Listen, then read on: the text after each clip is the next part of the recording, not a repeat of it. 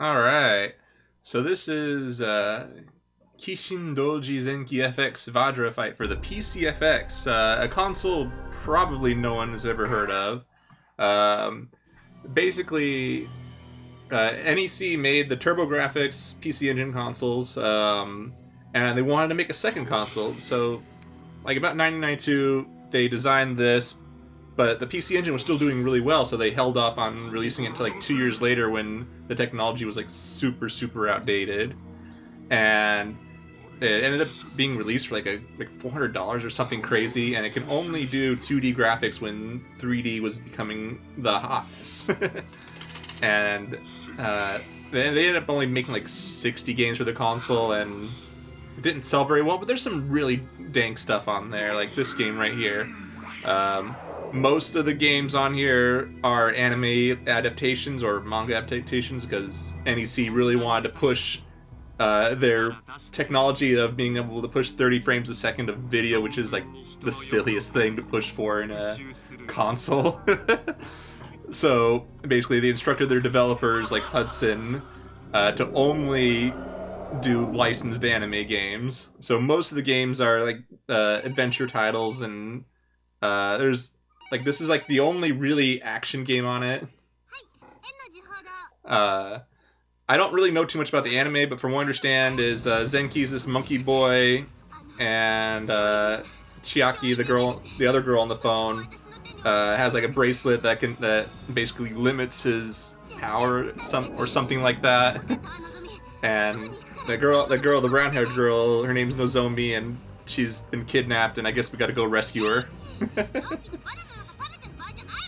And so basically in this game we can play as either Zenki or Chiaki. Zenki is by far the most fun character to play as. Chiaki's okay, but she doesn't have as much interesting battle techniques, I guess, because her main attack is just like a range shot, and she does have some like special moves you can do. But let's see, let's just get started now.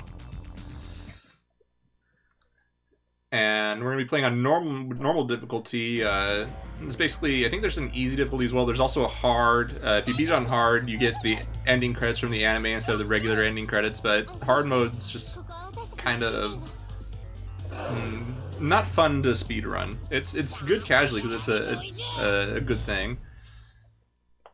So you see this attack most of the time because it's really cheap and it has a lot of hits, and we can just stun lock a lot of enemies. Except this guy. This guy likes to jump a lot. And there's these eyeballs we pick up that refill your health to full. I guess they're like some sort of demon fruit, but they blink. But basically this game has fighting game inputs for a lot of attacks. You have a basic attack button, a block, and a jump button.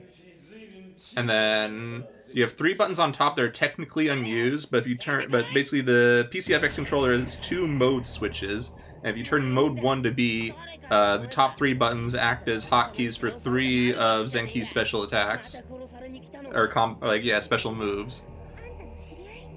Technically the manual says that those don't do anything, so it might be just like leftover debug code, but it makes it a lot easier to do certain attacks that are normally difficult inputs.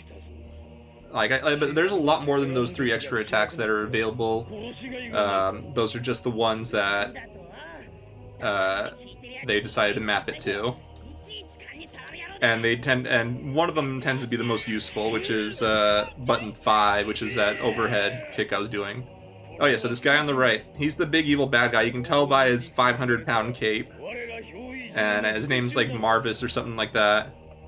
And we'll be seeing him later. For now, he's too strong for us. And for whatever reason, he wants that girl Nozomi. Maybe she's part of his evil plans, or maybe it was just to lure Zenki out. But she ends up getting kidnapped anyways. Along with Chiaki, even though Chiaki shows up anyways whenever whenever a bracelet drops from this monk guy who wears shades and he looks really cool.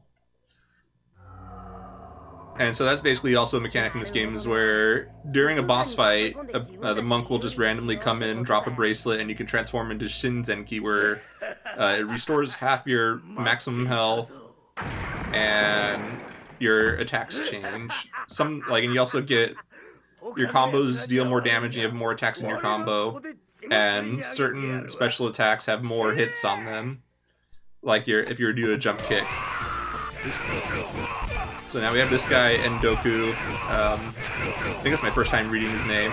We just got to get him down to half health. Oh. And he decided to do that attack. Okay. There we go. And then he'll run off. And we'll be fighting him again. And he's summoning these little things that are really annoying. Let's see. Come on. Wow, I've never actually seen them jump around this much before. Ideally, I do a command grab like that. But sometimes when they're moving like that a lot, it's hard to give them a grab. And see, the monk also can come in and drop a banana as well.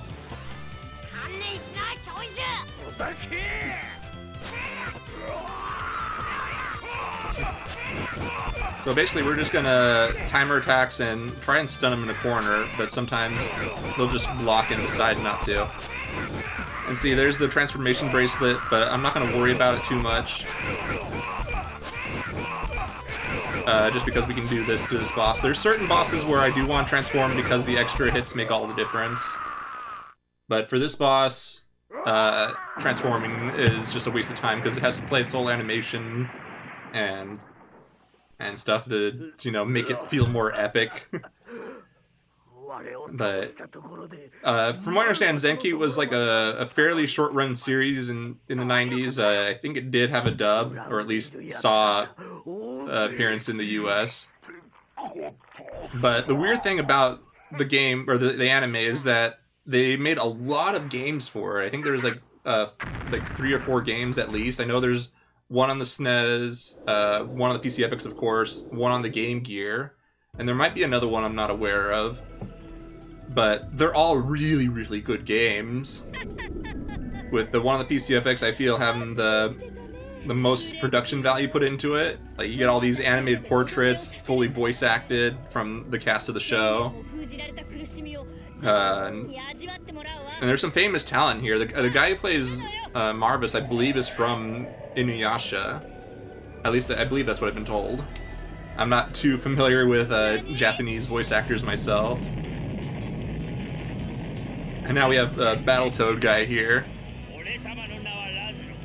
He ends up being kind of the punching bag of the game. Or the comedic relief, rather. It just never gets a chance to fight us.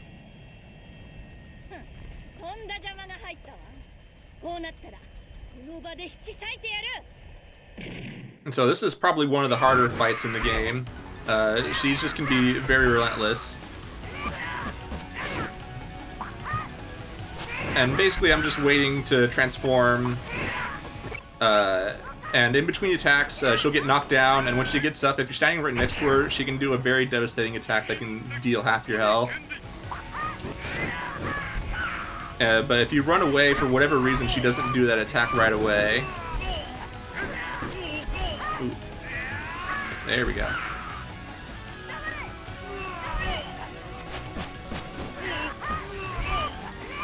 Yeah, that attack right there, that just wrecks you if you're not blocking it. There we go. But like, so if you stand next to her as she's falling, or as she's on the ground, there we go. She'll do that. She'll almost always go to that attack. Ooh, that was almost bad.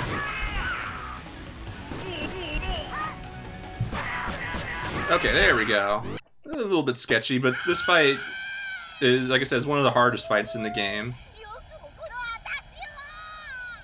Just because her damage is just so devastating.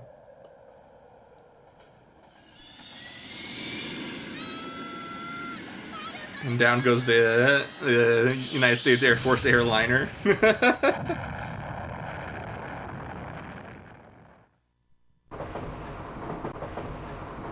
Grab that, because we definitely need our health back.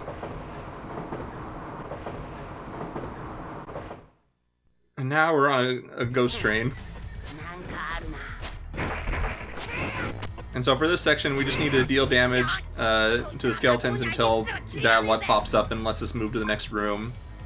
And it's basically that for like 3 or 4 rooms. There we go.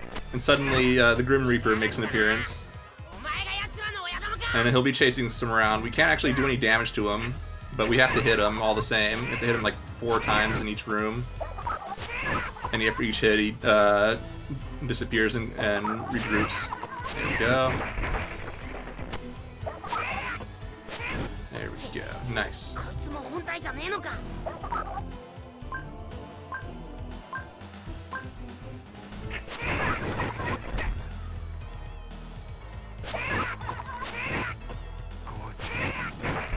Okay, there we go. Nice. And it turns out this kid in the wheelchair is like, I don't know. I don't know if he owns the train or just like causing, oh yeah, some sort of illusion, that's right. But we're still like on the train.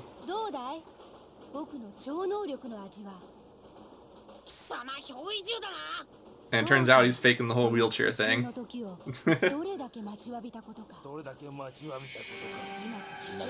And he goes and fuses with death to turn into this biker death-looking guy. Another fight where we just kind of want to deal damage while we can until we can transform.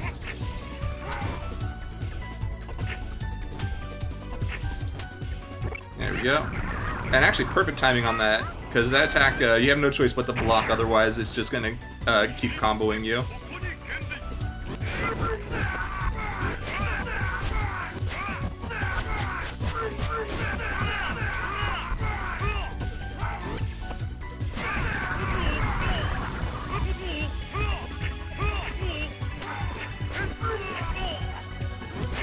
There we go. I tried to grab them.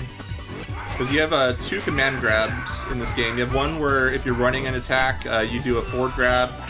And then you have one where if you double tap up and press attack, you do a different command grab where you throw them backwards, but you have iframes during it. And it's actually really OP.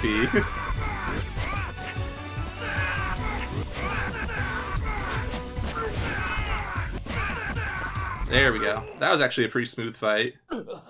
He bounced around a little bit too much, but it's still really solid.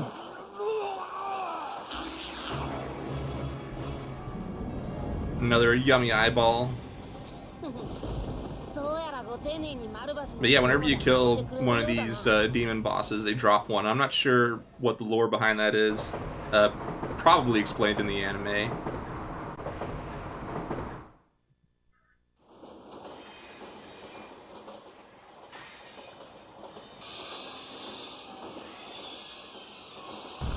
And now the train is coming to a crashing stop. Clearly no one was taking care of the subway anyways.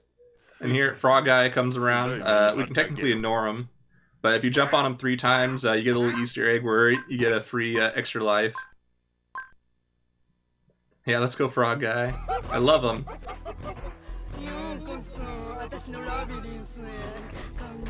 So here we're just doing command grabs because it's really strong to do the double up tap one, and just gotta deal enough damage for us to be able to progress. There we go.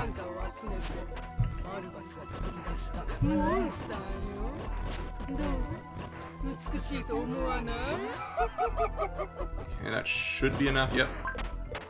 And now we don't have to worry about enemies for a little bit. But now we're already on to the next boss. And this is probably the hardest boss in the game. At least for a casual player. This boss has a lot of different attacks, and you can only attack her during certain windows. And if you're not transformed, it takes a lot longer to kill too.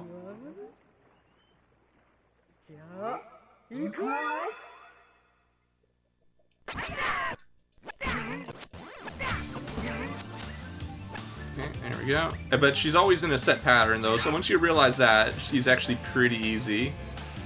Ooh, nice, quick transformation. Sometimes he takes a little bit longer. But the main reason why I transform this fight is that since your attacks now have multiple hits on them, you can just own her in between each attack phase.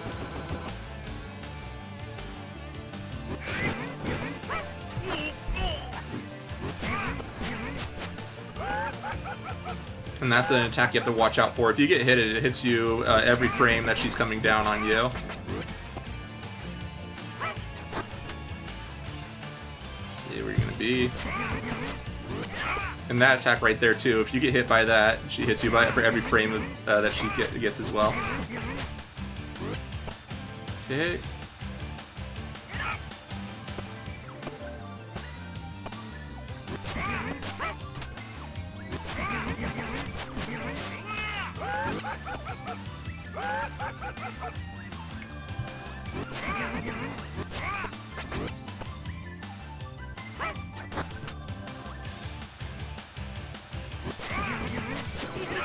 Ooh, see, like right there, just big damage. And then when she does the fireball, you can generally knock her out of that attack and just get some more free damage in.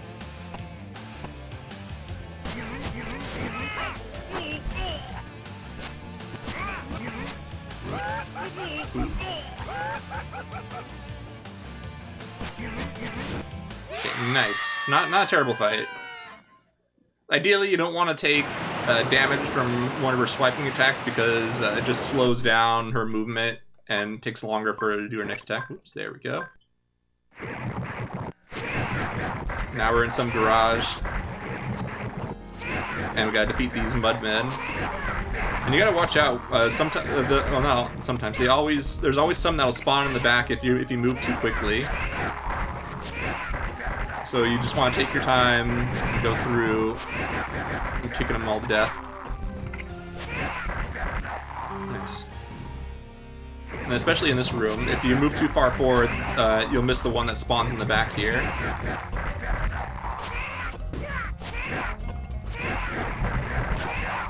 You can also kill them with one command grab, but it's a lot faster if you can hit multiple enemies at the same time, because then for whatever reason you get more hits since you're in the air longer.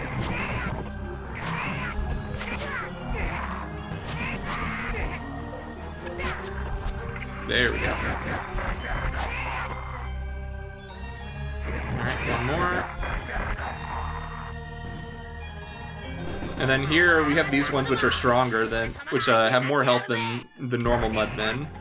Because normally a single command grab will kill them. Okay, there we go. But for those, you have to do 2 of them. And we finally found Nozomi again. But for whatever reason, she runs away. Gets captured by this big, ugly Transformer reject.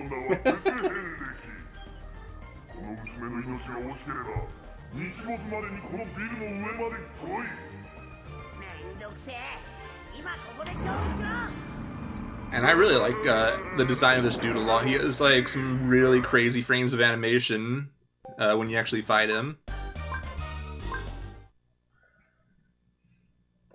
Like any beat 'em up, there's an elevator, but unlike every other beat 'em up, this elevator is just mainly as like a transition screen.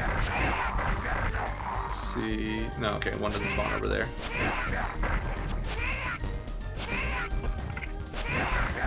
There we go. Nice, getting the big damage in.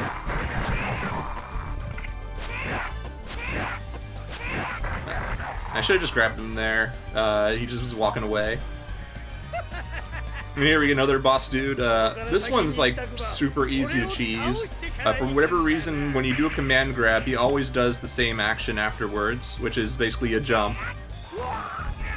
And he almost always jumps towards you. So you can just kind of cheese and grab him over. It's probably not the fastest, but it's the most consistent way to deal with him. Because he has some attacks where you can't actually attack him while he's doing them. Like this tornado attack that he really favors that takes forever to get out of. I mean, just little monkey dude tossing him back and forth.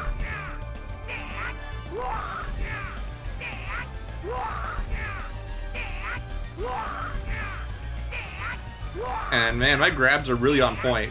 Sometimes those those double taps ups just don't come out. There we go. Got a little greedy thinking I can kill him with a few punches and ended up getting free of the loop.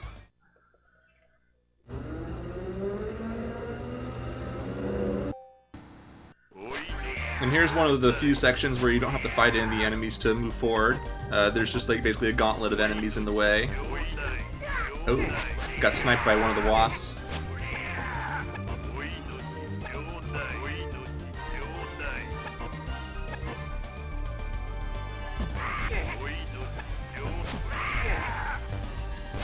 Okay, there we go, made it out of there.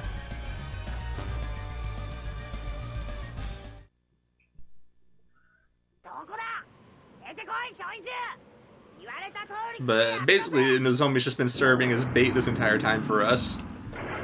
Because every time we think we're about to save her, she just gets whisked away again. And put in even in more perilous situations.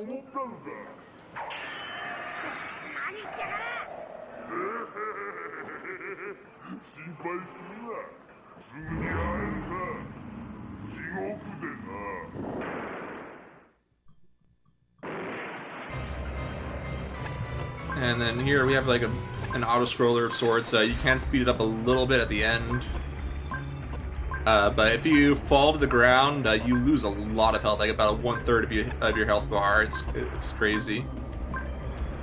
There we go. There we go. And if you jump too early on this platform, you'll fall through it as well. But it's rare that you'll be that fast to miss the platform. I've only had it happen once, but it really surprised me.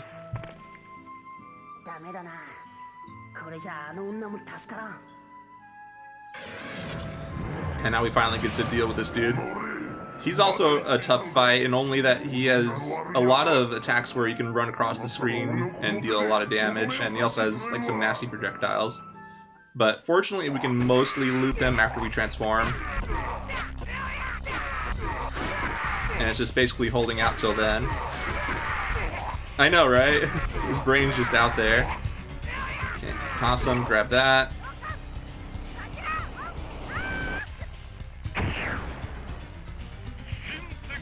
And now we can loop him, assuming he stays in the corner. And sometimes he can still get out of there. You gotta just time it just right and hope he's not blocking. Like that. But even then, sometimes he'll block early. Or unblock early.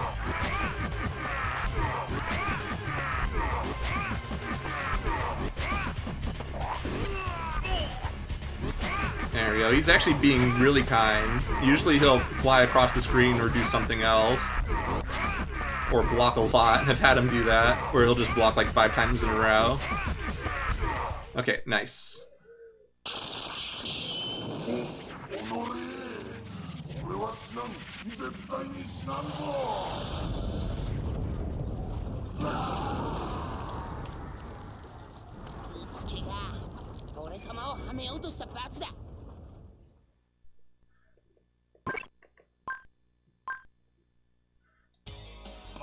And Frog Guy makes a return.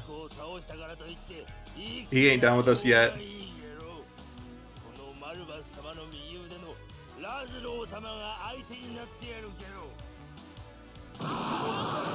But also, Car Guy. It's like, nope, I'm not done with you yet. And now he's in this horrific form. And all we can do is run from him. And I actually really love this scene. Like, no matter how many times I play through it, it still feels really tense because just how the music plays.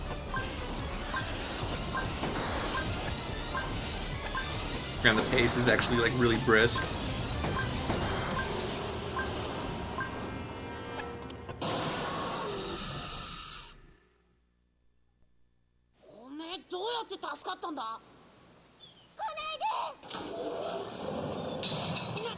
And for whatever reason, Nozomi locks us in.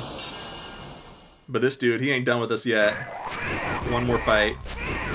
But now we have a timer on this fight with the Crusher, or the Compactor, just coming down on us.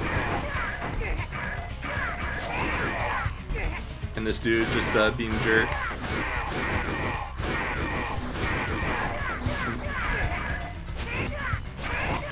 Oh man, he's not letting me in. There we go. Now he's finally dead for good. And here we get a really long cutscene. And something's going on with Nozomi. She's looking a little funky. A little crazy.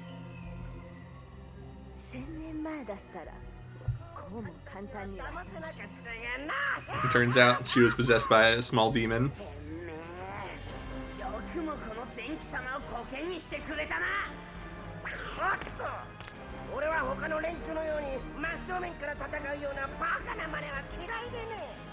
But we don't get to deal with him yet.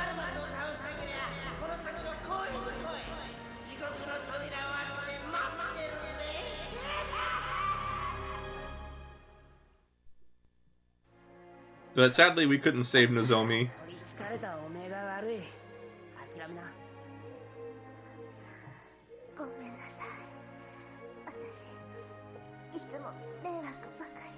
Okay, it looks like it's out of sync a little bit.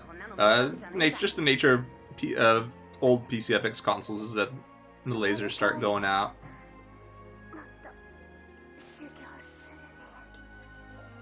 Actually, no, wait, no, it's in sync. It's just being funky.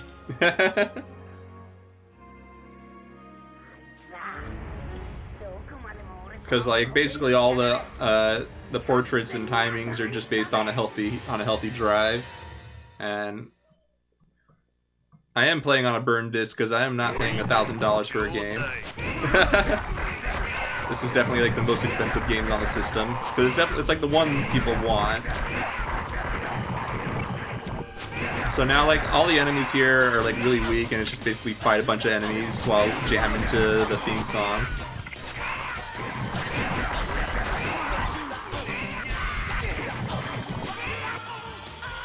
Down. There we go. Okay, didn't miss anything. Oh yeah, the theme song's just amazing. Finally, we get our showdown with Frog Guy.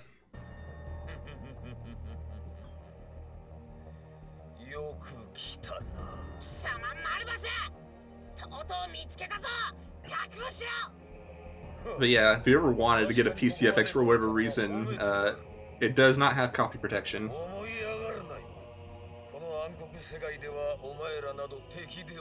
But you'd be better off emulating it. Because the console itself is like about 250 bucks.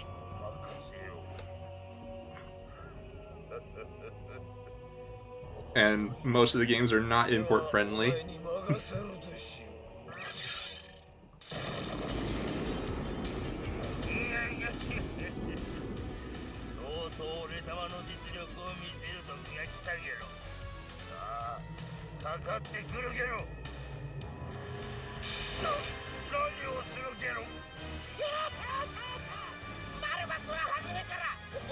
But in a twist of events, we don't get to fight the Frog Guy as the Frog Guy.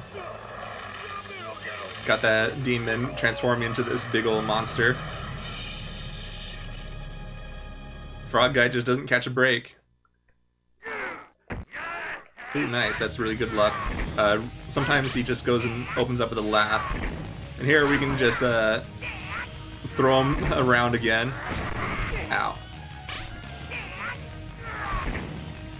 Because like you can grab him during his frames when he's waking up, and so you can just if you can actually get the grabs off, you can just keep tossing him back and forth. And my grabs are really on point. Sometimes I've had runs where they just do not go through at all, and he'll instead do a high kick.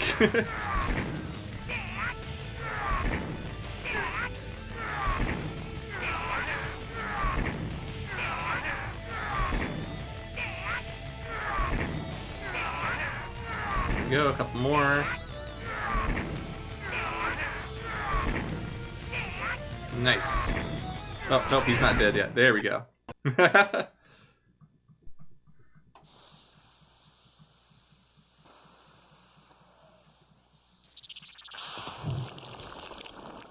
Frog Guy never stood a chance.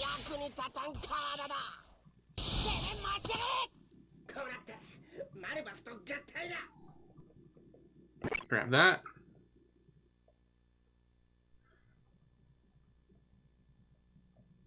He did deserve better.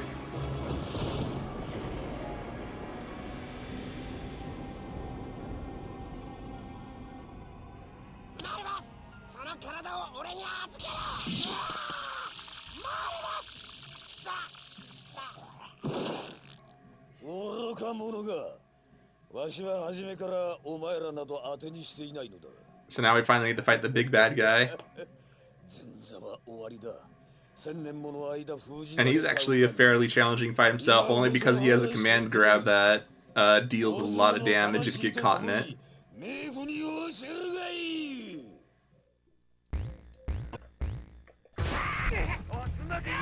Okay, there we go. Keep him out of that attack. Yeah, that is Wakamoto. Okay, so we're going to transform here. This boss does have 2 phases, but unfortunately the transformation does carry in the second phase, and we do want that.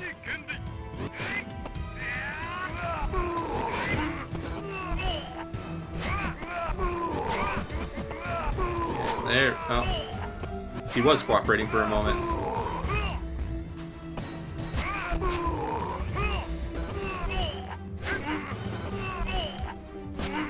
There we go. Took a bit more damage than I would have liked, but should be okay for phase 2.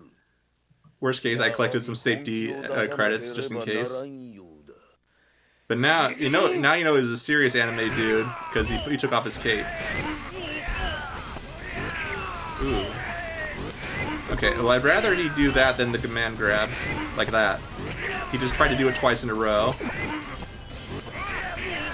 Ah, yeah, he just would not let me get in.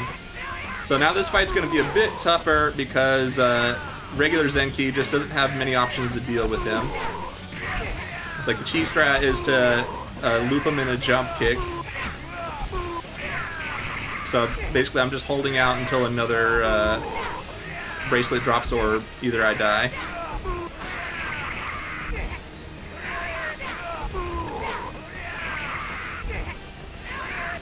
There we go.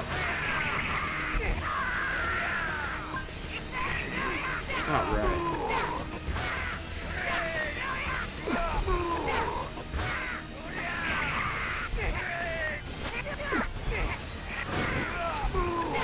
Oh nice, he missed grabbing me.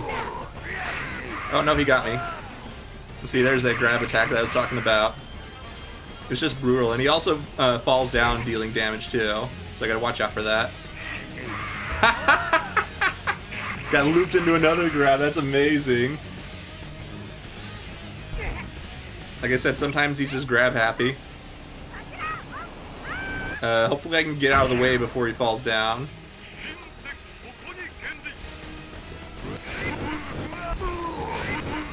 Let's see, just all that damage. And that is the end right there. Managed to take him down.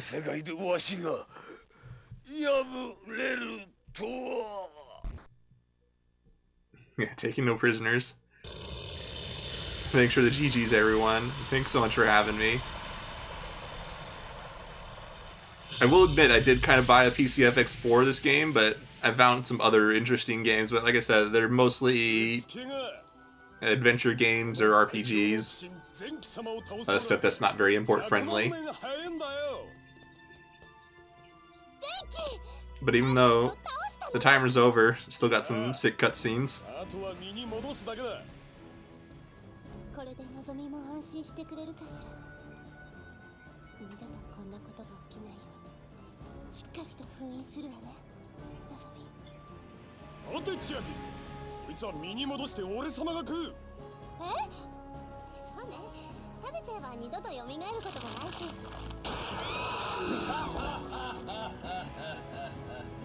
And what's an ending without a little body horror?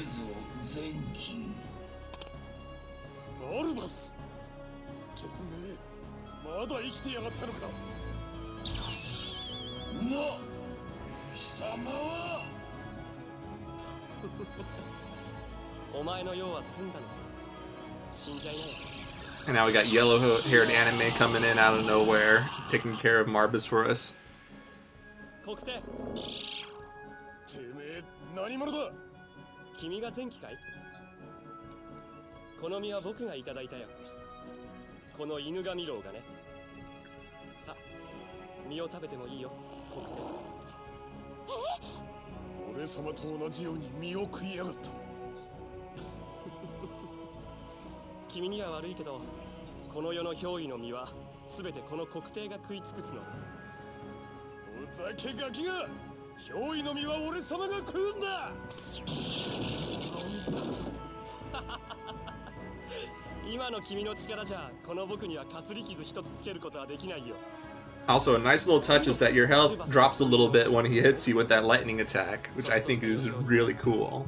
Because, like, the game's already over, so it doesn't matter where your health bar is at. But with the way this ending plays out, it makes me wonder if they had more they wanted to do but didn't have enough time or budget. No, your health refills after you defeat Marbus.